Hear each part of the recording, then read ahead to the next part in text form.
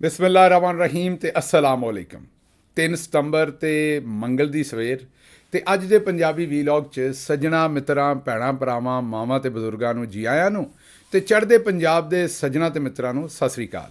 ਸਭ ਤੋਂ ਪਹਿਲਾਂ ਤੇ ਚੇਤੇ ਕਰਾਈਏ ਕਿ ਸੋਸ਼ਲ ਮੀਡੀਆ ਫਾਇਰਵਾਲ ਨੂੰ ਨਾਕਾਮ ਬਣਾਉਣ ਵਾਸਤੇ ਇਸ ਚੈਨਲ ਨੂੰ ਸਬਸਕ੍ਰਾਈਬ ਕਰੋ ਜੇ ਹਾਲੇ ਤੱਕ ਨਹੀਂ ਕੀਤਾ, ਤੇ ਵੀਲੌਗ ਵੇਖਣ ਤੋਂ ਬਾਅਦ ਇਹਨੂੰ ਲਾਈਕ ਕਰੋ, ਇਹਦੇ 'ਤੇ ਕਮੈਂਟ ਕਰੋ ਤੇ ਇਹਦੇ ਲਿੰਕ ਨੂੰ WhatsApp 'ਤੇ ਸ਼ੇਅਰ ਕਰੋ। ਹੁਣ ਆਉਣੇ ਅੱਜ ਦੀਆਂ ਖਬਰਾਂ ਵਾਲੇ ਪਾਸੇ ਜਿਨ੍ਹਾਂ 'ਤੇ ਅਸੀਂ ਚਾਨਣ ਪਾਉਣਾ। ਚਾਨਣ ਕੀ ਹੈ, ਖਬਰਾਂ ਇੰਨੀਆਂ ਹਨੇਰੀਆਂ ਨੇ ਵੀ ਉਹਨਾਂ ਦੇ ਜਿੰਨਾ ਵੀ ਚਾਨਣ ਪਾਈਏ ਉਹਨਾਂ ਦੇ ਵਿੱਚੋਂ ਕੋਈ ਚਾਨਣ ਨਜ਼ਰ ਨਹੀਂ ਆਉਂਦਾ। ਪਹਿਲੀ ਖਬਰ ਜਿਹੜੀ ਹੈ ਉਹ ਡਾਕਟਰ ਕੈਸਰ ਬੰਗਾਲੀ ਸਾਹਿਬ ਦਾ ਕੱਲ੍ਹ ਦੀ ਸਟੇਟਮੈਂਟ ਹੈ ਔਰ ਉਹਨਾਂ ਦੀ ਪੋਜੀਸ਼ਨ ਹੈ, ਤੁਹਾਨੂੰ ਦੱਸਾਂਗੇ ਤੇ ਤੁਸੀਂ ਵੀ ਸੋਚੋਗੇ ਵੀ ਕਿਹੋ ਜਿਹੇ ਚੋਰਾਂ ਦੇ ਹੱਥ ਮੁਲਕ ਚੜ੍ਹ ਗਿਆ। ਡਾਕਟਰ ਕੈਸਰ ਬੰਗਾਲੀ ਸਾਹਿਬ ਨੂੰ ਬੜੇ ਵੱਡੇ ਪਾਕਿਸਤਾਨ ਦੇ ਵਿੱਚ ਮਈਸ਼ਤ ਦੇ ਇਹ ਇੱਕ ਅਹਿਮ ਤੁਸੀਂ ਇਹ ਸਮਝੋ ਕਿ ਦਾਨਸ਼ਵਰ ਸਮਝੇ ਜਾਂਦੇ ਨੇ, ਮਾਹਿਰ ਨੇ ਇਕਤਸਾਦੀ ਅਮੂਰ ਦੇ। ਇਹਨਾਂ ਨੂੰ ਹਕੂਮਤ ਨੇ 3 ਕਮੇਟੀਆਂ ਦੇ ਵਿੱਚ ਰੱਖਿਆ ਹੋਇਆ ਸੀ।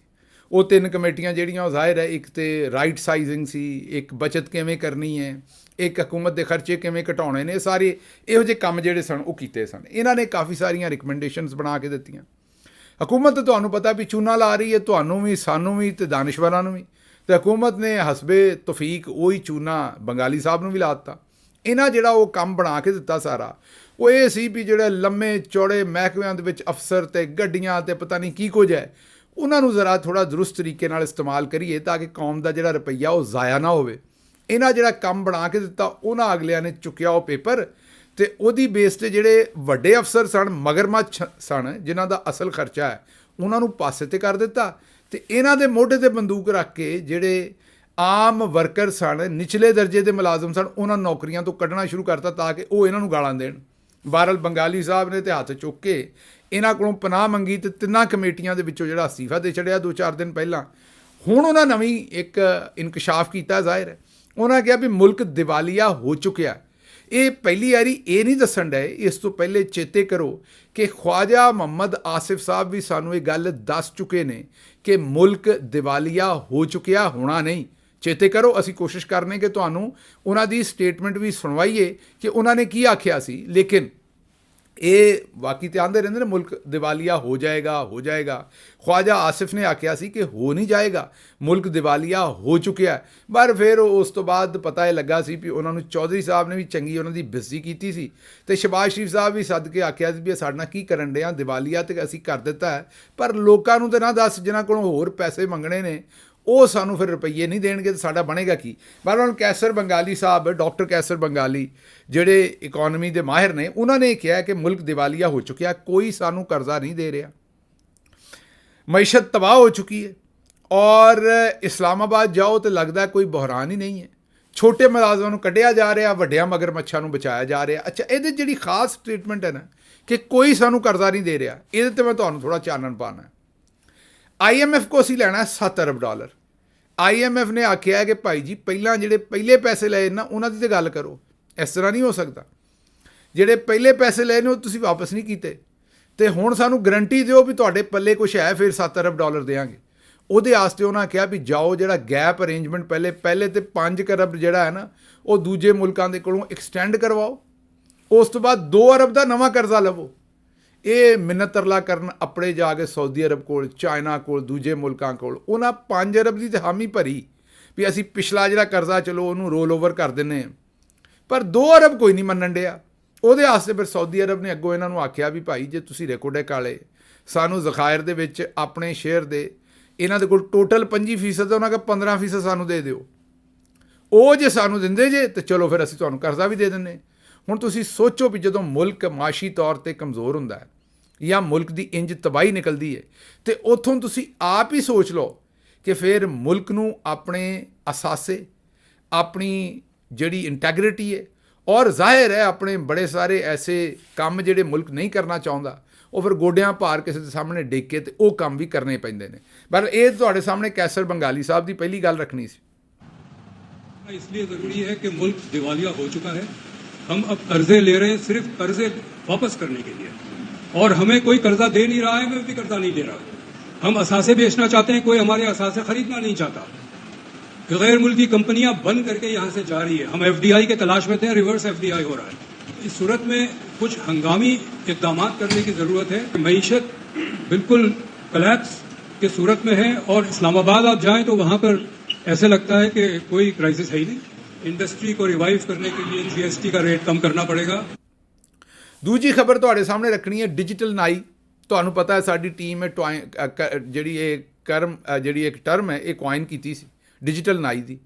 ਜਿਸ ਤਰ੍ਹਾਂ ਕਿ ਵੈਸੇ ਇੱਕ ਮੇਰੇ ਦੋਸਤ ਨੇ ਉਹ ਵਾਲ ਕੱਟਦੇ ਨੇ। ਦੇਖੋ ਨਾਈ ਹੋਣਾ ਜਿਹੜਾ ਹੈ ਨਾ ਉਹ ਕੋਈ ਮੇਰਾ ਮਤਲਬ ਕਹਿਣ ਦਾ ਕਿ ਕੋਈ ਬਿਜ਼ੀ ਵਾਲੀ ਗੱਲ ਨਹੀਂ ਹੈ। ਹਰ ਕੰਮ ਜਿਵੇਂ ਡਾਕਟਰ ਆਪਣਾ ਕੰਮ ਕਰਦਾ ਹੈ, ਜਿਵੇਂ ਪ੍ਰੋਫੈਸਰ ਆਪਣਾ ਕੰਮ ਕਰਦਾ ਹੈ, ਜਿਸ ਤਰ੍ਹਾਂ ਸਿਆਸਤਦਾਨ ਆਪਣਾ ਕੰਮ ਕਰਦਾ ਹੈ, ਨਾਈ ਵੀ ਆਪਣਾ ਕੰਮ ਕਰਦਾ ਹੈ। ਜ਼ਾਹਿਰ ਹੈ ਨਾਈ ਦੀ ਦੁਕਾਨ 'ਤੇ ਜਦੋਂ ਕਿਸੇ ਬੰਦੇ ਨੇ ਵਾਲ ਕਟਾਉਣੇ ਤਾਂ ਚੁੱਪ ਕਰਕੇ ਬੈਠਾ ਉਹ ਸਾਹਮਣੇ, ਅਤੇ ਨਾਈ ਕੋਲ ਮੌਕਾ ਹੁੰਦਾ ਉਹ ਫਿਰ ਜਿਹੜੀ ਗੱਲ ਚਾਹਵੇ ਉਹ ਸੁਣਾਵੇ। ਉਸ ਤੋਂ ਇਲਾਵਾ ਜਿਸ ਵੇਲੇ ਉਹ ਸ਼ੇਵ ਕਰਦਾ ਹੈ ਅਤੇ ਉਸ ਤਰ੍ਹਾਂ ਕੰਢੀ 'ਤੇ ਹੁੰਦਾ ਜਿਹੜੀ ਗੱਲ ਉਹਦਾ ਦਿਲ ਕਰਦਾ ਮਨਵਾਵੇ। ਜਿਸ ਵੇਲੇ ਤੁਸੀਂ ਪਿੰਡਾਂ 'ਚ ਸ਼ਾਇਦ ਤੁਹਾਨੂੰ ਪਤਾ ਨਹੀਂ, ਜਿਸ ਵੇਲੇ ਨਾਈ ਦਾੜੀ ਮੁੰਦਾ ਹੈ ਅਤੇ ਉਹਨੇ ਅਗਰ ਕੋਈ ਸ਼ਾਇਦ ਚੌਧਰੀ ਕੋ ਮੰਗਣੀ ਹੋਵੇ ਨਾ ਅਤੇ ਉਸ ਵੇਲੇ ਮੰਗਦਾ ਜਿਸ ਵੇਲੇ ਉਸ ਤਰ੍ਹਾਂ ਇੱਥੇ ਅੱਪੜਦਾ, ਸਮਝਦੇ ਹੋ ਨਾ। ਉਸ ਵੇਲੇ ਚੌਧਰੀ ਫਿਰ ਕਰਦਾ ਬਸ, ਹੋਰ ਕੁਛ ਨਹੀਂ ਕਰਦਾ, ਸਿਰ ਹਿਲਾ ਵੀ ਨਹੀਂ ਸਕਦਾ, ਨਾ ਵੀ ਨਹੀਂ ਕਰ ਸਕਦਾ, ਕਿਉਂਕਿ ਨਾਈ ਦਾ ਕੀ ਹੈ ਗਲਤੀ ਲੱਗ ਸਕਦੀ ਹੈ ਮਾੜੀ ਚੰਗੀ ਉਸ ਤਰ੍ਹਾਂ ਨੂੰ। ਅਤੇ ਉਹ ਨਾਈ ਬਿਲਕੁਲ ਜਿਸ ਵੇਲੇ ਕੰਢੀ 'ਤੇ ਉਸ ਤਰ੍ਹਾਂ ਜਾਂਦਾ ਉਦੋਂ ਪੁੱਛਦਾ ਵੀ ਚੌਧਰੀ ਜੀ ਉਹ ਕੋਈ ਦਾਣਿਆਂ ਦੀਆਂ 2 ਬੋਰੀਆਂ ਚਾਹੀਦੀਆਂ ਸਨ, ਅਤੇ ਉਹ ਫਿਰ ਚੌਧਰੀ ਅੱਗੋਂ ਹੂੰ ਹੀ ਆਉਂਦਾ ਅਤੇ ਉਹ ਜਿੰਨੇ ਚਿਰ ਨੂੰ ਹੂੰ ਆਉਂਦਾ ਫਿਰ ਕੰਮ ਹੋ ਚੁੱਕਿਆ ਹੁੰਦਾ ਜ਼ਾਹਿਰ ਹੈ। ਇਸ ਲਈ ਨਾਈ ਦਾ ਜਿਹੜਾ ਸ਼ੋਭਾ ਹੈ, ਪੇਸ਼ਾ ਹੈ, ਉਹ ਕਿਉਂਕਿ ਇੰਨਾ ਕਰੀਬ ਤਰ ਹੁੰਦਾ ਬੰਦਿਆਂ ਦੇ, ਵਾਲ ਕੱਟਣੇ ਨੇ, ਸ਼ੇਵ ਕਰਨੀ ਹੈ, ਮਤਲਬ ਹੱਥ ਲਾਉਣਾ ਤੁਹਾਨੂੰ, ਬਹੁਤ ਕਰੀਬ, ਬੜਾ ਇਤਮਾਦ ਵਾਲਾ ਰਿਸ਼ਤਾ ਹੁੰਦਾ ਹੈ। ਅਤੇ ਉੱਥੇ ਫਿਰ ਗੱਲਬਾਤ ਵੀ ਹੁੰਦੀ ਹੈ, ਕੋਈ ਮੇਰਾ ਮਤਲਬ ਜਿਹਨੂੰ ਅੰਗਰੇਜ਼ੀ 'ਚ ਗੌਸਿਪ ਆਖਦੇ ਨੇ, ਉਹ ਵੀ ਸ਼ੇਅਰ ਹੁੰਦੀਆਂ ਨੇ। ਇਸ ਲਈ ਇਹ ਹੁਣ ਕਿਉਂਕਿ ਸਾਰੀਆਂ ਹੀ ਝੂਠੀਆਂ ਖਬਰਾਂ ਦੇ ਰਹੇ ਨੇ ਅਤੇ ਇਹਨਾਂ ਨੂੰ ਅਸੀਂ ਡਿਜੀਟਲ ਨਾਈ ਆਖਣਾ ਸ਼ੁਰੂ ਕਰ ਦਿੱਤਾ। ਇਹ ਜਿੱਦਣ ਤੋਂ ਆਖਣਾ ਸ਼ੁਰੂ ਕੀਤਾ, ਸਾਡੇ ਮੈਂ ਤੁਹਾਨੂੰ ਦੱਸਿਆ ਵੀ ਇੱਕ ਦੋਸਤ ਨੇ ਉਹ ਵਾਲ ਕੱਟਦੇ ਨੇ, ਉਹਨਾਂ ਫੈਸਲਾਬਾਦ ਤੋਂ ਰਾਬਤਾ ਕੀਤਾ ਕਿਸੇ ਦੋਸਤ ਦੀ ਮਾਰਫਤ। ਉਹਨਾਂ ਵੀ ਗਿੱਲ ਸਾਹਿਬ ਸਾਡੇ ਕਿਉਂ ਮਗਰ ਪੈ ਗਏ, ਅਸੀਂ ਤਾਂ ਮਿਹਨਤ ਕਰਦੇ ਹਾਂ ਆਪਣੀ, ਅਸੀਂ ਤਾਂ ਸੱਚੀਆਂ ਗੱਲਾਂ ਕਰਦੇ ਹਾਂ ਜਿਸ ਵੇਲੇ ਵਾਲ ਕੱਟਦੇ ਉਦੋਂ। ਇਹ ਡਿਜੀਟਲ ਨਾਈ ਤੇ ਸਾਰੇ ਜਿਹੜੇ ਨੇ ਇਹ ਝੂਠੇ ਪੈਸੇ ਲੈ ਕੇ ਖਬਰਾਂ ਸੁਣਾਉਂਦੇ ਨੇ ਅਤੇ ਝੂਠੀਆਂ ਸੁਣਾਉਂਦੇ ਨੇ। ਸਾਡੀ ਬੇਇੱਜ਼ਤੀ ਨਾ ਕਰੋ, ਸਾਨੂੰ ਤੁਸੀਂ ਹੋਰ ਜਿਹੜੀ ਗੱਲ ਕਹਿਣੀ ਉਹ ਕਹਿ ਲਓ, ਲੇਕਿਨ ਇਹਨਾਂ ਦੇ ਨਾਲ ਸਾਨੂੰ ਨਾ ਮਿਲਾਓ। ਹੁਣ ਮੈਨੂੰ ਸਮਝ ਨਹੀਂ ਵੀ ਇਹ ਟਰਮ ਤਾਂ ਵੈਸੇ ਚੰਗੀ ਸੀ ਡਿਜੀਟਲ ਨਾਈ, ਇਹਨੂੰ ਹੁਣ ਕੀ ਸਾਨੂੰ ਬੰਦ ਕਰਨਾ ਪਏਗਾ ਕਿਉਂਕਿ ਇਹ 'ਤੇ ਐਤਜਾਜ ਆ ਰਿਹਾ ਯਾਰਾਂ ਬੇਲੀਆਂ ਵੱਲੋਂ। ਤੁਸੀਂ ਇੱਕ ਤਾਂ ਜ਼ਰਾ ਕੌਮੈਂਟ ਕਰਕੇ ਦੱਸਣਾ ਵੀ ਇਹਨਾਂ ਨੂੰ ਹੋਰ ਕੀ ਆਖੀਏ, ਜੇ ਡਿਜੀਟਲ ਨਾਈ ਨਾ ਆਖੀਏ ਤਾਂ ਕੀ ਆਖੀਏ, ਜਾਂ ਫਿਰ ਡਿਜੀਟਲ ਨਾਈ ਆਖੀਏ। ਜਿਹੜੇ ਸਾਡੇ ਨਾਈ ਭਰਾ ਨੇ ਉਹਨਾਂ ਦੇ ਕੋਲੋਂ ਮਿਹਰਬਾਨੀ ਕਰਕੇ ਤੁਸੀਂ ਥੋੜ੍ਹਾ ਜਿਹਾ ਦਰਗੁਜ਼ਰ ਕਰੋ, ਇਹਨਾਂ ਦੀ ਤਸੱਲਾ ਇਸ ਤਰ੍ਹਾਂ ਹੀ ਹੋਣੀ। ਬਹਰਹਾਲ ਜਿਹੜੀ ਨਵੀਂ ਖਬਰ ਹੈ ਜੀ, ਉਹ ਡਿਜੀਟਲ ਨਾਈ ਉਮਰ ਚੀਮਾ ਸਾਹਿਬ, ਉਹ ਵੀ ਤੁਹਾਨੂੰ ਪਤਾ ਇੱਕ ਬੜੇ ਹੀ ਬਹੁਤ ਹੀ ਖਾਸ ਕਿਸਮ ਦੇ ਡਿਜੀਟਲ ਨਾਈ ਨੇ। ਵੈਸੇ ਉਹ ਆਪਣੇ ਆਪ ਨੂੰ ਇਨਵੈਸਟੀਗੇਟਿਵ ਜਰਨਲਿਸਟ ਆਖਦੇ ਨੇ, ਲੇਕਿਨ ਮਾਜ਼ਰਤ ਨਾਲ ਮਾਵਾਂ ਭੈਣਾਂ ਵੀ ਇੱਥੇ ਵੀਲੌਗ ਵੇਖਦੀਆਂ ਨੇ। ਲੇਕਿਨ ਮੈਂ ਦੱਸਾਂ ਉਹਨਾਂ ਦੀਆਂ ਖਬਰਾਂ ਹੀ ਇਹੋ ਜਿਹੀਆਂ ਗੰਦੀਆਂ ਹੁੰਦੀਆਂ ਨੇ। ਗੰਦਾ ਬੰਦਾ ਹੈ, ਬੁਨਿਆਦੀ ਤੌਰ 'ਤੇ ਗੰਦਾ ਬੰਦਾ ਹੈ। ਮੈਂ ਕੋਈ ਇਹ ਹਕਾਰਤ ਨਾਲ ਨਹੀਂ ਕਹਿ ਰਿਹਾ, ਲੇਕਿਨ ਮੈਂ ਯਕੀਨ ਕਰੋ ਮੈਂ ਕਦੇ ਤੁਹਾਨੂੰ ਪਹਿਲਾਂ ਕਿਸੇ ਮੀਡੀਆ ਦੇ ਬੰਦੇ ਦੇ ਬਾਰੇ ਨਹੀਂ ਦੱਸਿਆ ਵੀ ਗੰਦਾ ਬੰਦਾ। ਇਹ ਸਾਡਾ ਸੱਜਣ ਵਾਕਈ ਗੰਦਾ ਬੰਦਾ ਹੈ। ਇਹ ਗੰਦੀਆਂ ਹੀ ਖਬਰਾਂ ਲੱਭ ਕੇ ਲਿਆਉਂਦਾ। ਕਦੀ ਆਖੇਗਾ ਫਲਾਣ ਦੀ ਬੱਚੀ ਹਮਲਾ ਹੋ ਗਈ ਹੈ ਅਤੇ ਉਹਦਾ ਫਲਾਣੇ ਦੇ ਨਾਲ ਰਿਸ਼ਤਾ ਸੀ। ਵੀ ਤੈਨੂੰ ਸਹੁਰਿਆ ਇਹਨਾਂ ਗੱਲਾਂ ਨਾਲ ਕੀ ਲੈਣ ਦੇਣ, ਤੂੰ ਆਪਣੀ ਕੋਈ ਇਨਵੈਸਟੀਗੇਟਿਵ ਜਰਨਲਿਜ਼ਮ ਕਰ, ਕੋਈ ਲੋਕਾਂ ਨੂੰ ਦੱਸ ਵੀ ਕਿੰਨੇ ਮਾਲ ਖਾਧਾ ਹੈ, ਕਿੰਨੇ ਲੋਕਾਂ ਦਾ ਮਾਲ ਚੁੱਕਿਆ ਹੈ, ਉਹ ਗੱਲ ਕਰ ਸਾਰੀ। ਇਹ ਲੋਕਾਂ ਦੀਆਂ ਧੀਆਂ ਭੈਣਾਂ ਦੇ ਪਿੱਛੇ ਪਿਆ ਰਹਿੰਦਾ, ਫਲਾਨੀ ਨਾਲ ਇਹ ਹੋ ਗਿਆ, ਨਾਲਦਿਆਂ ਦੇ ਘਰ ਬਾਬੇ ਦੀ ਕਹਾਣੀ ਫਿੱਟ ਹੈ, ਨੌ ਸਹੁਰੇ ਦੀ ਆਪਸ 'ਚ ਕੋਈ ਗਿੱਟ ਮਿੱਟ ਹੈ। ਗਾਣਾ ਅਸੀਂ ਸੁਣਿਆ ਸੀ ਪੰਜਾਬੀ ਦਾ, ਪਰ ਸਾਨੂੰ ਕੀ ਪਤਾ ਸੀ ਵੀ ਇਹ ਉਮਰ ਚੀਮਾ ਸਾਹਿਬ ਦੇ ਉੱਤੇ ਹੀ ਲਿਖਿਆ ਵੀ ਉਹਨਾਂ ਨੇ ਹੀ ਕੰਮ ਕਰਨੇ ਨੇ। ਬਹਰਹਾਲ ਉਮਰ ਚੀਮਾ ਸਾਹਿਬ ਨਵੀਂ ਖਬਰ ਲੈ ਕੇ ਆਏ ਨੇ, ਪਹਿਲਾਂ ਵੀ ਗੰਦੀ, ਪਹਿਲੇ ਤੋਂ ਵੀ ਗੰਦੀ। ਮੈਂ ਤੁਹਾਨੂੰ ਦੱਸਿਆ ਨਾ ਵੀ ਇਹ ਅਰੂਜ 'ਤੇ ਨੇ, ਇਹ ਜਿਸ ਵੇਲੇ ਚੁੱਕੇ ਗਏ ਸਨ ਇਹਨਾਂ ਦੇ ਉੱਤੇ ਤਸ਼ੱਦਦ ਹੋਇਆ ਸੀ ਅਤੇ ਅਸੀਂ ਇਹਨਾਂ ਦੀ ਸਪੋਰਟ ਕਰਦੇ ਹਾਂ ਉਸ ਗੱਲ 'ਤੇ ਕਿ ਯਾਰ ਇਹਨਾਂ 'ਤੇ ਤਸ਼ੱਦਦ ਨਹੀਂ ਸੀ ਹੋਣਾ ਚਾਹੀਦਾ। ਪਰ ਇਹ ਐਡਾ ਕੋ ਬੇਸ਼ਰਮ ਬੰਦਾ ਹੈ, ਲੋਕਾਂ ਨੂੰ ਹੁਸ਼ਤਾਂ ਕਰਦਾ। ਜੇ ਕਿਸੇ ਹੋਰ 'ਤੇ ਤਸ਼ੱਦਦ ਹੋਵੇ ਏਜੰਸੀਆਂ ਵੱਲੋਂ, ਉਹਨਾਂ ਨੂੰ ਟਵਿੱਟਰ 'ਤੇ ਜਾ ਕੇ ਹੁਸ਼ਤਾਂ ਕਰਦਾ। ਸਮਝ ਤੋਂ ਬਾਹਰ ਹੈ ਵੀ ਜਿਹੜੇ ਬੰਦੇ ਨਾਲ ਆਪ ਹੋਈ। ਹੁਣ ਮੈਂ ਬਹੁਤੀ ਗੱਲ 'ਚ ਨਹੀਂ ਜਾਂਦਾ, ਸਾਡਾ ਭਰਾ ਹੈ, ਇਹਨੇ ਬਾਹਰ ਇਹ ਵੀ ਲਿਖ ਕੇ ਦਿੱਤਾ ਸੀ ਕਿ ਮੇਰੇ ਨਾਲ ਉੱਥੇ ਜਿਨਸੀ ਜ਼ਿਆਦਤੀ ਵੀ ਹੋਈ ਸੀ ਅਤੇ ਮੇਰੇ ਨਾਲ ਇਹ ਕਾਰ ਉਹਨਾਂ ਕੀਤੀ ਸੀ। ਅਤੇ ਸਾਡੀ ਤਾਂ ਸਾਰੀ ਹਮਦਰਦੀ ਇਹਦੇ ਨਾਲ ਹੈ, ਜਿਹਦੇ ਨਾਲ ਵੀ ਜ਼ੁਲਮ ਹੋਇਆ ਉਹਦੇ ਨਾਲ ਹਮਦਰਦੀ ਹੈ। ਲੇਕਿਨ ਇਹ ਟਿਚਰਾਂ ਕਰਦਾ ਲੋਕਾਂ ਨੂੰ। ਬਹਰਹਾਲ ਹੁਣ ਬਜ਼ੁਰਗ ਨੇ, ਤੁਹਾਨੂੰ ਪਤਾ ਬਾਰੇਸ਼ ਨੇ, ਔਰੀਆ ਮਕਬੂਲ ਜਾਨ ਸਾਹਿਬ, ਹਰ ਦਿਲ ਅਜ਼ੀਜ਼ ਅਗਰ ਉਹ ਨਹੀਂ ਵੀ, ਕਿਉਂਕਿ ਉਹਨਾਂ ਦੇ ਪੋਲੀਟੀਕਲ ਖਿਆਲਾਤ ਨਾਲ ਮੈਨੂੰ ਵੀ ਡਿਫਰੈਂਸ ਹੋਏਗਾ, ਤੁਹਾਨੂੰ ਵੀ ਹੋਏਗਾ, ਕਿਸੇ ਨੂੰ ਵੀ ਹੋਏਗਾ, ਲੇਕਿਨ ਉਹਨਾਂ ਦੀ ਜਿਹੜੀ ਉਮਰ ਹੈ, ਜਿਹੜਾ ਮਕਾਮ ਹੈ, ਉਹਦੇ ਨਾਲ ਤਾਂ ਕਿਸੇ ਨੂੰ ਡਿਫਰੈਂਸ ਨਹੀਂ ਹੋ ਸਕਦਾ ਨਾ। ਸਹਾਫਤ ਵੀ ਕਰ ਰਹੇ ਨੇ, ਉਸ ਤੋਂ ਪਹਿਲੇ ਬਿਊਰੋਕਰੇਟ ਵੀ ਰਹੇ ਨੇ। ਹੁਣ ਇਹ ਡਿਜੀਟਲ ਨਾਈ ਨਵੀਂ ਖਬਰ ਲੈ ਕੇ ਆਇਆ ਉਮਰ ਚੀਮਾ। ਇਹਨੇ ਆਖਿਆ ਜੀ ਕਿ ਉਹਨਾਂ ਦੀਆਂ ਗੰਦੀਆਂ ਵੀਡੀਓਜ਼ ਨਿਕਲੀਆਂ ਨੇ। ਇਹਨਾਂ ਨੇ ਉਹਨਾਂ ਦੇ ਉੱਤੇ ਰਿਪੋਰਟਡਲੀ ਇਲਜ਼ਾਮ ਲਾਇਆ ਵੀ ਉਹ ਪਾਰਟੀਆਂ ਜਾਂਦੇ ਨੇ, ਗਲੀਜ਼ ਪਾਰਟੀਆਂ ਦੇ ਵਿੱਚ ਅਟੈਂਡ ਕਰਦੇ ਨੇ, ਅਤੇ ਉੱਥੇ ਉਹਨਾਂ ਦੀਆਂ ਬੜੀਆਂ ਨੇਕਡ ਗੰਦੀਆਂ ਆਪਣੀਆਂ ਵੀਡੀਓਜ਼ ਜਿਹੜੀਆਂ ਨਾ ਉਹ ਉਹਨਾਂ ਦੇ ਫੋਨ 'ਚੋਂ ਨਿਕਲੀਆਂ ਨੇ। ਅਤੇ ਬਸ ਜੀ ਬੜਾ ਕੁਛ ਹੋ ਜਾਏਗਾ। ਅੱਛਾ, ਇਹ ਹੁਣ ਤੁਸੀਂ ਸੋਚਦੇ ਹੋਵੋਗੇ ਕਿਉਂਕਿ ਸਾਨੂੰ ਵੀ ਨੈਗੇਟਿਵ ਖਬਰਾਂ ਜਿਹੜੀਆਂ ਉਹ ਸੋਹਣੀਆਂ ਲੱਗਦੀਆਂ ਨੇ ਤੇ ਉਹਨਾਂ 'ਤੇ ਥੋੜ੍ਹਾ ਜਿਹਾ ਯਕੀਨ ਕਰਨ ਨੂੰ ਵੀ ਦਿਲ ਕਰਦਾ ਹੈ। ਤੇ ਉਹ ਅਗਰ ਹੁਣ ਕੋਈ ਸਾਨੂੰ ਦੱਸੇ ਨਾ ਕਿ ਫਲਾਣੇ ਦਾ ਬੱਚਾ ਜਾਂ ਬੱਚੀ ਜਿਹੜੀ ਉਹ ਫਸਟ ਆਈ ਹੈ, ਤੇ ਅਸੀਂ ਨਹੀਂ ਪੁੱਛਦੇ ਵੀ ਉਹਨੇ ਕੀ ਪੜ੍ਹਿਆ, ਕਿਹੜੇ ਸਕੂਲੋਂ ਆਈ, ਕਿੰਨੇ ਨੰਬਰ ਲਏ, ਬਸ ਇਹ ਦੱਸੀਏ ਵੀ ਫਲਾਣੇ ਦੀ ਕੁੜੀ ਭੱਜ ਗਈ ਹੈ, ਬਸ ਫਿਰ ਅਸੀਂ ਪੂਰੀ ਗੱਲ ਪੁੱਛਣੀ ਹੈ ਵੀ ਕਿੱਥੇ ਪੜ੍ਹਦੀ ਸੀ, ਕੀ ਕਰਦੀ ਸੀ, ਫਿਰ ਉਹ ਸਾਰੀ ਇਨਫੋਰਮੇਸ਼ਨ ਰੈਲੀਵੈਂਟ ਹੋ ਜਾਣੀ ਹੈ। ਤੇ ਗੰਦੀ ਗੱਲ ਅਸੀਂ ਵੀ ਸੁਣਨ ਦੇ ਉੱਤੇ ਤਵੱਜੋ ਜ਼ਿਆਦਾ ਰੱਖਦੇ ਹਾਂ, ਤੇ ਇਹਨਾਂ ਨੇ ਡਿਜੀਟਲ ਨਾਈ ਸਾਹਿਬ ਨੇ ਉਹੀ ਗੱਲ ਲੋਕਾਂ ਨੂੰ ਸੁਣਾਈ ਹੈ। ਇਹਨਾਂ ਆਖਿਆ ਜੀ ਔਰੀਆ ਮਕਬੂਲ ਜਾਨ ਸਾਹਿਬ ਦੀਆਂ ਗੰਦੀਆਂ ਵੀਡੀਓਜ਼ ਨਿਕਲੀਆਂ ਨੇ ਤੇ ਬਸ ਕੰਨਾਂ ਨੂੰ ਹੱਥ ਲਾ ਰਹੇ ਸਨ। ਹੁਣ ਇਹਦੇ 'ਚ ਕੋਈ ਸੱਚ ਹੈ? ਇਹ ਅਗਰ ਕੋਈ ਹੋਰ ਗੱਲ ਬੰਦਾ ਕਰਦਾ ਤੇ ਹੋ ਸਕਦਾ ਅਸੀਂ ਸੋਚਦੇ ਵੀ ਕੋਈ ਸੱਚ ਹੋਵੇ। ਜਦੋਂ ਇਸ ਭਾਈ ਨੇ ਗੱਲ ਕੀਤੀ ਹੈ ਤੇ ਫਿਰ ਇਹਦੇ 'ਚ ਸੱਚ ਹੋਣ ਦੀ ਕੋਈ ਬਿਲਕੁਲ ਕਿਸੇ ਕਿਸਮ ਦਾ ਮੈਨੂੰ ਨਹੀਂ ਲੱਗਦਾ ਕਿ ਆਸਰਾ ਹੋਵੇ। ਮਾਸ਼ਾ ਤੋਲਾ ਕੋਈ ਸ਼ੈ ਵੀ ਇਹਦੇ ਵਿੱਚ ਜਿਹੜਾ ਨਾ ਉਹ ਸੱਚ ਦਾ ਹੋਵੇ। ਉਹਦੀ ਵਜ੍ਹਾ ਹੈ ਕਿ ਇਹ ਸ਼ਾਇਦ ਪਾਕਿਸਤਾਨ ਦਾ ਸ਼ਾਇਦ ਵਾਈਸ ਜਰਨਲਿਸਟ ਹੋਵੇ ਰਿਪੋਰਟਡਲੀ, ਜਿਹਨੂੰ ਝੂਠ ਬੋਲਣ ਤੇ ਅਦਾਲਤ ਨੇ ਸਜ਼ਾ ਦਿੱਤੀ ਹੋਈ ਹੈ। ਹਾਂਜੀ, ਇਹ ਰਿਪੋਰਟਡਲੀ ਇਹਨਾਂ ਝੂਠ ਮਾਰਿਆ ਸੀ, ਕੋਈ ਬੰਦਾ ਇਹਨਾਂ ਨੂੰ ਅਦਾਲਤ ਲੈ ਗਿਆ ਤੇ ਇਹਨਾਂ ਨੂੰ ਜੁਰਮਾਨਾ ਹੋਇਆ ਸੀ, ਸਜ਼ਾ ਹੋਈ ਸੀ ਅਦਾਲਤ ਦੇ ਕੋਲੋਂ। ਇਹ ਸ਼ਾਇਦ ਉਹ ਵਾਹਿਦ ਡਿਜੀਟਲ ਨਾਈ ਸਾਹਿਬ ਨੇ ਜਿਹੜੇ ਸਜ਼ਾ ਲਈ ਬੈਠੇ ਨੇ। ਅੱਛਾ ਜੀ, ਅਗਲੀ ਖਬਰ ਜਿਹੜੀ ਤੁਹਾਡੇ ਸਾਹਮਣੇ ਰੱਖਣੀ ਹੈ ਉਹ ਖਬਰ ਇਹ ਰੱਖਣੀ ਹੈ ਕਿ ਬਲੂਚਿਸਤਾਨ ਜਲ ਰਿਹਾ ਹੈ, ਲੇਕਿਨ ਸਾਡੇ ਜ਼ਮਾਨਾ ਸਾਜ਼, ਤਨਜ਼ੀਮ ਸਾਜ਼, ਮਾਹਿਰ ਤਨਜ਼ੀਮ ਸਾਜ਼ੀ ਭਰਾ ਤਲਾਲ ਚੌਧਰੀ ਸਾਹਿਬ ਨੇ ਪਾਰਲੀਮਾਨ ਦੇ ਅੰਦਰ ਆਕਸਫੋਰਡ ਯੂਨੀਵਰਸਿਟੀ ਦਾ ਚਾਂਸਲਰ ਇਮਰਾਨ ਖਾਨ ਨੂੰ ਬਣਨਾ ਚਾਹੀਦਾ ਕਿ ਨਹੀਂ, ਇਹਦੇ ਉੱਤੇ ਉਹਨਾਂ ਆਪਣਾ ਗਿਆਨ ਵੰਡਿਆ। ਤੇ ਗਿਆਨ ਵੀ ਇਹੋ ਜਿਹਾ ਵੰਡਿਆ ਵੀ ਤੁਸੀਂ ਵੀ ਜਿਹੜਾ ਨਾ ਹਾਸਾ ਸੀ ਮਰ ਜਾਓ। ਉਹ ਹੁਣ ਭਾ ਦੇ ਕੋਲੋਂ ਅਗਰ ਕੋਈ ਪੁੱਛ ਲੈਂਦਾ ਵੀ ਚਾਂਸਲਰ ਦੇ ਸਪੈਲਿੰਗ ਕੀ, ਤੇ ਪੈ ਜਾਣਾ ਸੀ ਰੌਲਾ। ਵੈਸੇ ਹੁਣ ਉਹਨੇ ਮੇਰਾ ਵੀਲਾਗ ਸੁਣ ਕੇ ਤੇ ਚਾਂਸਲਰ ਦੇ ਸਪੈਲਿੰਗ ਜਿਹੜੇ ਚੇਤੇ ਕਰ ਲੈਣੇ ਨੇ, ਮੈਂ ਤੁਹਾਨੂੰ ਦੱਸ ਦਿਆਂ। ਲੇਕਿਨ ਕਿੰਨਾ ਕੁ ਚਿਰ ਕਰੇਗਾ, ਕਿਸੇ ਨਾ ਕਿਸੇ ਲਫ਼ਜ਼ ਦੇ ਤੇ ਫਸਣਾ ਹੀ ਹੈ ਦੁਬਾਰੇ। ਇਹ ਤੁਹਾਨੂੰ ਇੱਕ ਸਾਡਾ ਉਹਨਾਂ ਨਾਲ ਟੱਕਰਾ ਹੋਇਆ ਸੀ, ਉਹ ज़रा ਤੁਹਾਨੂੰ टीवी ਤੇ ਇੱਕ सुनवाने भी की होया सी। ए जरा सुनो। वो कि औरत का रेप इसलिए होता है क्योंकि औरतें मुनासिब कपड़े नहीं पहनती, और तालिबान वाला जो मामला है वो कोई ना कौमी मुफाद में उनकी सोच है, ना आलमी अमन के लिए। वो एक सियासी फैसला उन्होंने, उनकी हमायत अपनी सियासी अपनी जमात को सियासी ताकत देने के लिए करते हैं। कभी उनके दफ्तर खोल दें, कभी उनको वहां से लाकर इधर आजाद कर दें। और अगर कोई ऐसा चांसलर चाहता है कि किसी रिप्यूटेड यूनिवर्सिटी का चांसलर जो है वो जितनी देर के लिए चांसलर बने उससे ज्यादा देर वो डयाला जेल में करप्शन की कैद काटता रहे, तो मेरा ख्याल मैं आखिरी नहीं, एक सेकंड मेरी गुजारिश सुन ले। मेरी गुजारिश सुन ले। मैं इसमें क्या बदतमीजी की बात की है, क्या बदतमीजी बात की है, क्या बदतमीजी बात की? हर एक को बोलो आराम से बैठो। मेरी गुजारिश तलाल साहब आराम से बैठो।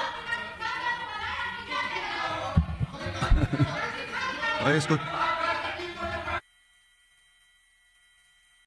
ਸੁਣ ਲਿਆ ਜੀ।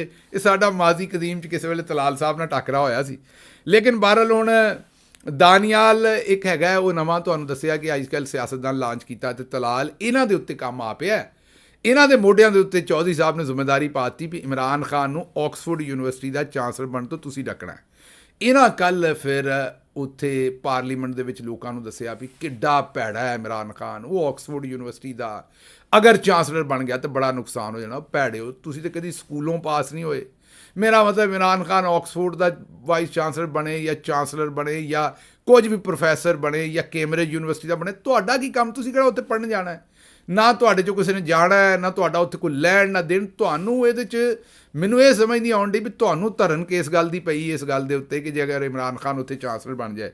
ਬਹਰਹਾਲ ਉਹਨਾਂ ਨੇ ਜਨਾਬ ਇੱਕ ਬੜੀ ਤੱਤੀ ਤਕਰੀਰ ਕੀਤੀ, ਅੱਗੋਂ ਫਿਰ PTI ਵਾਲੇ ਵੀ ਜੁੜ ਗਏ, ਤੇ ਫਿਰ ਪਾਰਲੀਮੈਂਟ ਦੀ ਜਿਹੜੀ ਕਾਰਵਾਈ ਸੀ ਉਹ ਇਹ ਤਾਂ ਪਹਿਲਾਂ ਹੀ ਚਾਹੁੰਦੇ ਨੇ ਵੀ ਪਾਰਲੀਮੈਂਟ ਨਾ ਚੱਲੇ ਜ਼ਾਹਿਰ ਹੈ, ਤੇ ਉਹ ਪਾਰਲੀਮੈਂਟ ਦੀ ਕਾਰਵਾਈ ਜਿਹੜੀ ਹੈ ਉਹ ਬੰਦ ਹੋ ਗਈ। ਅੱਛਾ ਜੀ, ਅਗਲੀ ਖਬਰ ਤੁਹਾਨੂੰ ਦਿੰਦੇ ਕਿ ਹਜੇ ਆਕਸਫੋਰਡ ਯੂਨੀਵਰਸਿਟੀ ਦਾ ਜਿਹੜਾ ਇਲੈਕਸ਼ਨ ਹੈ ਨਾ ਅਕਤੂਬਰ ਦੇ ਤਕਰੀਬਨ ਐਂਡ ਵਾਲੇ ਪਾਸੇ ਹੋਣਾ ਹੈ ਜਿਹੜਾ ਚਾਂਸਲਰ ਦਾ, ਲੇਕਿਨ ਉੱਥੇ ਕੈਂਪੇਨ ਹੁਣੇ ਤੋਂ ਹੀ ਸ਼ੁਰੂ ਹੋ ਗਈ ਇਮਰਾਨ ਖਾਨ ਵਾਸਤੇ। ਉਹ ਕੈਂਪੇਨ ਇੱਕ ਤੇ ਪਹਿਲਾਂ ਜ਼ਰਾ ਵੇਖੋ ਬੰਦਾ ਕਹਿਣ ਕੀ ਰਿਹਾ। My name is Gabriel. I work at Oxford University. I think Imran Khan is the best candidate. Out of all of the options, he is by far the best, and he's a legend. So vote for Imran Khan. He will win, inshallah. ਸੁਣ ਲਿਆ ਜੇ, ਉਹ ਆਂਦਾ ਇਮਰਾਨ ਖਾਨ ਤੋਂ ਬਿਹਤਰ ਬੰਦਾ ਕੋਈ ਹੈ ਹੀ ਨਹੀਂ ਆਕਸਫੋਰਡ ਦਾ ਚਾਂਸਲਰ ਬਣਨ ਤੋਂ। ਬਾਕੀ ਇੱਕ ਕੰਮ ਛੱਡੋ, ਕੱਲ੍ਹ ਇਮਰਾਨ ਖਾਨ ਸਾਹਿਬ ਨੇ ਜੇਲ੍ਹ 'ਚ ਵੀ ਗੱਲ ਕੀਤੀ ਹੈ, 2-3 ਗੱਲਾਂ ਕੀਤੀਆਂ ਨੇ। ਉਹਨਾਂ ਦੇ ਵਿੱਚੋਂ ਇੱਕ ਗੱਲ ਜਿਹੜੀ ਹੈ ਨਾ ਉਹ ਬੜੀ ਮਾਨੀ ਖੇਜ਼ ਹੈ। ਉਹਨੇ ਕਿਹਾ ਮੈਂ ਚਾਂਸਲਰ ਅਗਰ ਬਣ ਜਾਂਦਾ, ਅਗਰ ਮੈਂ ਆਕਸਫੋਰਡ ਯੂਨੀਵਰਸਿਟੀ ਦਾ ਚਾਂਸਲਰ ਬਣਨਾ ਹੈ, ਤੇ ਇਹਦੇ ਵਿੱਚ ਤੇ ਪਾਕਿਸਤਾਨ ਦੀ ਇੱਜ਼ਤ ਹੈ।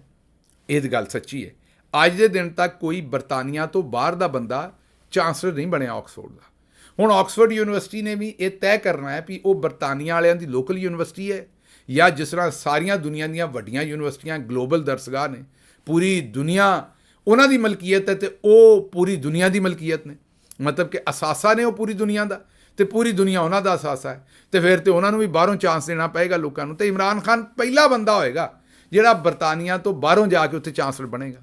ਹੁਣ ਸੋਚੋ, ਇਮਰਾਨ ਖਾਨ ਅਗਰ ਚਾਂਸਲਰ ਬਣਦਾ ਹੈ ਤੇ ਇਹ ਸਿਰਫ ਇਮਰਾਨ ਖਾਨ ਵਾਸਤੇ, PTI ਵਾਸਤੇ ਜਾਂ ਸਿਰਫ ਪਾਕਿਸਤਾਨ ਵਾਸਤੇ ਇਹ ਫਖਰ ਦੀ ਗੱਲ ਨਹੀਂ, ਇਹ ਪੂਰੇ ਸਾਊਥ ਏਸ਼ੀਆ ਵਾਸਤੇ ਫਖਰ ਦੀ ਗੱਲ ਹੋਏਗੀ ਕਿ ਸਾਡਾ ਕੋਈ ਪੁੱਤਰ ਭਰਾ, ਸਾਡਾ ਕੋਈ ਬੰਦਾ ਜਿਹੜਾ ਉੱਥੇ ਚਾਂਸਲਰ ਬਣਿਆ।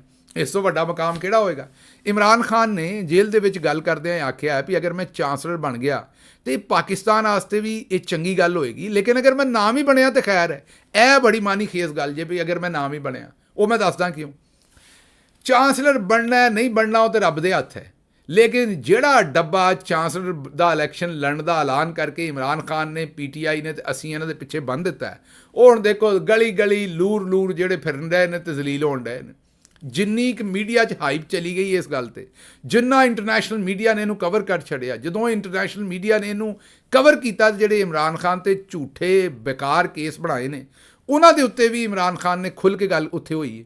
ਜਦੋਂ ਇਹ ਗੱਲਾਂ ਹੋ ਗਈਆਂ ਨੇ ਤੇ ਜ਼ਾਹਿਰ ਹੈ ਫਿਰ ਹੁਣ ਪੂਰੀ ਦੁਨੀਆ ਦੇ ਵਿੱਚ ਇਹ ਗੱਲ ਫੈਲ ਗਈ ਹੈ, ਅਤੇ ਜਿਹੜਾ ਚਾਂਸਲਰ ਬਣ ਕੇ ਇਮਰਾਨ ਖਾਨ ਨੂੰ ਫਾਇਦਾ ਹੋਣਾ ਹੈ ਉਹ ਤਾਂ ਹੋਣਾ ਹੀ ਹੈ। ਜਿਹੜਾ ਇਸ ਗੱਲ ਦੇ ਨਾਲ ਹਵਾ ਬਣ ਗਈ ਹੈ, ਪੂਰੀ ਰੌਲਾ ਪੈ ਗਿਆ ਹਰ ਪਾਸੇ, ਅਤੇ ਇਹ ਵੀ ਰੋਂਦੇ ਫਿਰਦੇ ਨੇ। ਇਸ ਤੋਂ ਵੱਡਾ ਬੈਨੀਫਿਟ ਜਿਹੜਾ ਹੋਰ ਕੀ ਹੋਣਾ ਸੀ। ਅਤੇ ਇਮਰਾਨ ਖਾਨ ਨੇ ਤੇ PTI ਨੇ ਆਲਰੇਡੀ ਜਿਹੜਾ ਫਾਇਦਾ ਚੁੱਕਣਾ ਸੀ ਚਾਂਸਲਰ ਬਣਨ ਤੋਂ, ਉਹ ਮੇਰਾ ਖਿਆਲ ਚੁੱਕ ਲਿਆ ਅਤੇ ਗਾਂ ਵੀ ਚੁੱਕਦਾ ਰਹੇਗਾ। ਅੱਛਾ ਜੀ, ਅਗਲੀ ਖਬਰ ਜਿਹੜੀ ਹੈ ਉਹ ਤੁਹਾਨੂੰ ਇਸ ਤੋਂ ਬਾਅਦ ਦਿੰਦੇ ਕਿ ਅਹਿਮਦ ਫਰਾਦ ਸਾਹਿਬ ਸ਼ਾਇਰ ਨੇ, ਮੈਂ ਤਾਂ ਇਹਨਾਂ ਦਾ ਬੜਾ ਹੀ ਮੁਤਕਿਦ ਅਹਿਮਦ ਫਰਾਦ ਸਾਹਿਬ ਦਾ। ਇਹ ਇੱਕ ਮਾੜਾ ਜਿਹਾ ਬੰਦਾ ਲੱਗਦਾ ਹੈ, ਮਾੜੇ ਜਿਹੇ ਘਰ ਤੋਂ ਹੈ, ਪਰ ਜਿਸ ਜੋਬਨ ਦੇ ਨਾਲ ਇਹ ਟਕਰਾਇਆ ਜਾ ਕੇ ਇਸਟੈਬਲਿਸ਼ਮੈਂਟ ਦੇ ਨਾਲ ਅਤੇ ਸਾਮਰਾਜ ਦੇ ਨਾਲ, ਉਹਨਾਂ ਇਹਨੂੰ ਚੁੱਕਿਆ। ਆਜ਼ਾਦ ਕਸ਼ਮੀਰ ਤੋਂ ਤਲਕ ਹੈ, ਸ਼ਾਇਰ ਵੀ ਹੈ, ਸਹਾਫੀ ਵੀ ਹੈ, ਅਤੇ ਜਿਸ ਦਲੇਰੀ ਦੇ ਨਾਲ, ਬਹਾਦਰੀ ਨਾਲ ਇਹਨਾਂ ਨੇ ਨਜ਼ਮ ਤਾਂ ਪਹਿਲਾਂ ਦੀ ਲਿਖੀ ਸੀ, ਇਸੇ ਉਠਾ ਲਓ, ਲੇਕਿਨ ਉਹ ਜ਼ਾਹਿਰ ਹੈ ਕਿ ਅੱਜ ਕੱਲ੍ਹ ਦੇ ਹਾਲਾਤ ਵਿੱਚ ਉਹ ਬਿਲਕੁਲ ਫਿੱਟ ਬੈਠੀ। ਜਿਸ ਵੇਲੇ ਇਹਨਾਂ ਦੀ ਨਜ਼ਮ ਵਾਇਰਲ ਹੋਈ ਤਾਂ ਉਹਨਾਂ ਇਹਨਾਂ ਨੂੰ ਹੀ ਚੁੱਕ ਲਿਆ। ਉਸ ਤੋਂ ਬਾਅਦ ਭਲਾ ਹੋਵੇ ਜਸਟਿਸ ਕਿਆਨੀ ਦਾ, ਜਿਨ੍ਹਾਂ ਇਹਨਾਂ ਦਾ ਕੇਸ ਸੁਣਿਆ ਅਤੇ ਇਹਨਾਂ ਨੂੰ ਉੱਥੋਂ ਬਾਹਰ ਕੱਢਣ ਦੀ ਕੋਸ਼ਿਸ਼ ਕੀਤੀ, ਅਤੇ ਫਿਰ ਪਤਾ ਲੱਗਾ ਵੀ ਫਲਾਣੇ ਪੁਲ 'ਤੇ ਇਹਨਾਂ ਨੂੰ ਫੜ ਲਿਆ। ਉਹਨਾਂ ਹੁਣ ਬਿਆਨ ਦਿੱਤਾ ਕਿ ਜੀ ਮੈਂ ਤਾਂ ISI ਦੀ ਜਿਹੜਾ ਹੈ ਨਾ ਉਹਨਾਂ ਨੇ ਮੈਨੂੰ ਫੜਿਆ ਹੋਇਆ ਸੀ, ਕਿਸੇ ਹੋਰ ਨੇ ਨਹੀਂ ਸੀ ਫੜਿਆ, ਅਤੇ 15 ਦਿਨ ਮੈਨੂੰ ਨਜਾਇਜ਼ ਰੱਖਿਆ, ਅਹਿਮਦ ਫਰਾਦ ਸਾਹਿਬ ਨੇ ਆਖਿਆ। ਹੁਣ ਉਹਨਾਂ ਬੜਾ ਤਗੜਾ ਬਿਆਨ ਦਿੱਤਾ। ਉਹਨਾਂ ਕਿਹਾ ਜੀ ਕਿ ਵਜ਼ੀਰ ਆਜ਼ਮ ਸ਼ਹਿਬਾਜ਼ ਸ਼ਰੀਫ ਨੇ ਐਲਾਨ ਕੀਤਾ ਹੈ ਕਿ ਜਬਰੀ ਗੁੰਮਸ਼ਦਗੀ ਦੇ ਅਹਿਲੇ ਖਾਨਾਂ ਨੂੰ 50 ਲੱਖ ਰੁਪਈਆ ਉਹ ਦੇ ਰਹੇ ਨੇ ਫੀ ਫਰਦ। ਜਿਹੜੇ ਜਬਰੀ ਗੁੰਮਸ਼ੁਦਾ ਹੋਏ ਨੇ ਉਹਨਾਂ ਦੇ ਘਰ ਵਾਲਿਆਂ ਨੂੰ 50-50 ਲੱਖ ਰੁਪਈਆ ਦੇਣਾ। ਉਹਨਾਂ ਆਖਿਆ ਜੀ ਕਿ ਇਸ ਤਰ੍ਹਾਂ ਕਰਦੇ ਆ ਕਿ ਲੋਕਾਂ ਦੀ ਤਾਂ ਪੂਰੀ ਜ਼ਿੰਦਗੀ ਦੀ ਜਬਰੀ ਗੁੰਮਸ਼ੁਦਗੀ ਦਾ 50 ਲੱਖ ਰੁਪਈਆ ਦਿੰਦੇ ਨੇ। ਮੈਂ ਸ਼ਹਿਬਾਜ਼ ਸ਼ਰੀਫ ਸਾਹਿਬ ਨੂੰ ਇੱਕ ਦਿਨ ਦੀ ਜਬਰੀ ਗੁੰਮਸ਼ੁਦਗੀ ਦਾ 1 ਕਰੋੜ ਰੁਪਈਆ ਦਿਆਂਗਾ। ਔਰ ਬਿਲਕੁਲ ਜਨਾਬ ਇਹ ਸਹੀ ਐਲਾਨ ਕੀਤਾ ਤੁਸੀਂ, ਅਸੀਂ ਤੁਹਾਡੇ ਨਾਲ ਰਲਾਂਗੇ, ਪੈਸੇ ਪਾਵਾਂਗੇ ਇਹਦੇ ਵਿੱਚ। ਉਹਨਾਂ ਕਿਹਾ ਸ਼ਹਿਬਾਜ਼ ਸ਼ਰੀਫ ਦੱਸੇ ਵੀ ਕਿੰਨੇ ਦਿਨ ਜਬਰੀ ਗੁੰਮਸ਼ੁਦ ਰਹਿਣਾ, ਅਸੀਂ ਫੀ ਦਿਨ 1 ਕਰੋੜ ਰੁਪਈਆ ਦੇਵਾਂਗੇ ਜਬਰੀ ਗੁੰਮਸ਼ੁਦਗੀ ਕਰੇ। ਔਰ ਇਹਨੂੰ ਵੀ ਪਤਾ ਲੱਗੇ ਕਿ ਜਦੋਂ ਬੰਦਾ ਜਬਰੀ ਤੌਰ 'ਤੇ ਗੁੰਮਸ਼ੁਦਾ ਹੁੰਦਾ ਹੈ ਤਾਂ ਫਿਰ ਬਣਦਾ ਕੀ ਹੈ ਉਸ ਬੰਦੇ ਦੇ ਨਾਲ। ਅੱਛਾ ਜੀ, ਅਗਲੀ ਖਬਰ ਜਿਹੜੀ ਕੱਚੇ ਦੇ ਡਾਕੂਆਂ ਦੀ ਰੱਖਣੀ ਤੁਹਾਡੇ ਸਾਹਮਣੇ, ਉਹ ਬੜੀ ਖਤਰਨਾਕ ਖਬਰ ਹੈ। ਸ਼ਾਹਿਦ ਲੁੰਡ ਕੱਚੇ ਦਾ ਡਾਕੂ, ਤੁਹਾਨੂੰ ਪਤਾ ਹੈ ਕਿ ਉਹਦਾ ਨਾਂ ਪਿਛਲੇ ਦਿਨੋਂ ਪਾ ਦਿੱਤਾ ਸੀ ਟੌਪ ਦੇ ਉੱਤੇ, ਅਤੇ ਉਹਨੂੰ ਉਹ ਵਿਚਾਰੇ ਨੇ ਤੇ ਪੁਲਿਸ ਵਾਲੇ ਨਹੀਂ ਸੀ ਮਾਰੇ ਬਕੌਲ ਉਹਦੇ, ਲੇਕਿਨ ਉਹਦਾ ਨਾਂ ਐਵੇਂ ਹੀ ਪਾ ਦਿੱਤਾ ਸੀ ਵੀ ਜਿਹੜਾ ਇਹਦਾ ਸਿਰ ਲੈ ਕੇ ਆਵੇ ਉਹਨੂੰ 1 ਕਰੋੜ ਰੁਪਈਆ ਦੇਵਾਂਗੇ। ਉਹਨੇ ਤੰਗ ਆ ਕੇ ਉਸ ਦਿਨ ਤੋਂ YouTube ਚੈਨਲ ਬਣਾ ਦਿੱਤਾ। ਹੁਣ ਜਿਹੜੇ ਸ਼ਾਹਿਦ ਲੁੰਡ ਸਾਹਿਬ ਨੇ ਉਹ ਡਾਕੇ ਮਾਰਦੇ ਤੇ ਬਚ ਸਕਦੇ ਸਨ, ਉਸ ਵੇਲੇ ਇਹਨਾਂ ਨੇ ਉਹਨਾਂ ਨੂੰ ਕੁਝ ਨਹੀਂ ਸੀ ਕਹਿਣਾ, ਪਰ ਹੁਣ ਮੁਸੀਬਤ ਇਹ ਪਈ ਵੀ YouTube ਚੈਨਲ 'ਤੇ ਉਹ ਸੱਚ ਬੋਲਣਾ ਸ਼ੁਰੂ ਹੋ ਗਏ ਨੇ, ਅਤੇ ਸੱਚ ਵੀ ਇਹੋ ਜਿਹਾ ਬੋਲਣਾ ਸ਼ੁਰੂ ਹੋ ਗਏ ਨੇ ਵੀ ਜਿਹੜਾ ਅਸੀਂ ਸੋਚ ਵੀ ਨਹੀਂ ਸਕਦੇ। ਉਹ ਹੁਣ ਸੱਚ ਦੱਸਣਾ ਸ਼ੁਰੂ ਹੋ ਗਏ ਨੇ ਵੀ ਭਾਈ ਜੀ ਇਮਰਾਨ ਖਾਨ ਦੇ ਨਾਲ ਇਹ ਕੀਤਾ, ਇਹਨਾਂ ਫਲਾਣੇ ਨਾਲ ਇਹ ਕੀਤਾ, ਇੱਥੋਂ ਚੋਰੀ ਕੀਤੀ, ਇਸ ਤਰ੍ਹਾਂ ਚੋਰੀ ਕੀਤੀ, ਇੰਨੀ ਚੋਰੀ ਕੀਤੀ। ਹੁਣ ਮੈਨੂੰ ਫਿਕਰ ਹੈ ਵੀ ਡਾਕੇ ਮਾਰਨ 'ਤੇ ਉਹ ਬਚ ਸਕਦਾ ਸੀ, ਲੇਕਿਨ ਮੈਨੂੰ ਇਹ ਨਹੀਂ ਲੱਗਦਾ ਵੀ ਹੁਣ ਇਸ ਸਾਰੇ ਕੰਮ ਤੋਂ ਬਾਅਦ ਉਹ ਬਚ ਸਕਣਗੇ, ਕਿਉਂਕਿ ਇਹਨਾਂ ਨੂੰ ਤੁਹਾਨੂੰ ਪਤਾ ਸੱਚ ਬੋਲਣ ਵਾਲਾ ਜਿਹੜਾ ਬੰਦਾ ਹੈ ਉਹ ਡਾਕੇ ਮਾਰਨ ਤੋਂ ਜ਼ਿਆਦਾ ਭੈੜਾ ਲੱਗਦਾ ਹੈ, ਅਤੇ ਉਹਦੇ ਜ਼ਿਆਦਾ ਦੁਸ਼ਮਣ ਨੇ। ਪਰ ਵੇਖਦੇ ਹਾਂ ਸ਼ਾਇਦ ਲੁੰਡ ਸਾਹਿਬ ਦਾ ਹੁਣ ਕੀ ਅੰਜਾਮ ਹੁੰਦਾ ਹੈ। ਅੱਗੇ ਤੁਹਾਡੇ ਚਿੱਠੀ ਪੱਤਰ ਜ਼ਰਾ ਕੁਇਕਲੀ ਰੱਖ ਦਈਏ ਜੀ। पहला चिट्ठी पत्र जड़ा जी वो फातिमा साहबा का, उन्होंने कहा कि ये चौधरी बुनियादी तौर पर पस्त जहनीत रखते हैं।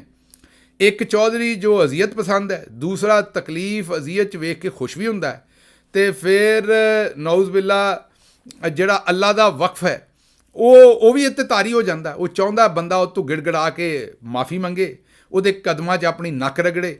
ਇਹ ਸੋਚ ਜ਼ਹਿਨੀਅਤ ਕਿਸੇ ਮਰੀਜ਼ ਦੀ ਹੋ ਸਕਦੀ ਹੈ। ਅੱਲਾ ਸਾਨੂੰ ਸਾਰਿਆਂ ਨੂੰ ਇਸ ਸਾਰੇ ਮਾਮਲੇ ਤੋਂ ਜਿਹੜਾ ਸਾਡੇ ਨਾਲ ਜ਼ੁਲਮ ਹੋ ਰਿਹਾ ਇਹਦੇ ਤੋਂ ਨਿਜਾਤ ਦੇਵੇ। ਇਹ ਇਹਨਾਂ ਦਾ ਕਮੈਂਟ ਹੈ ਜੀ।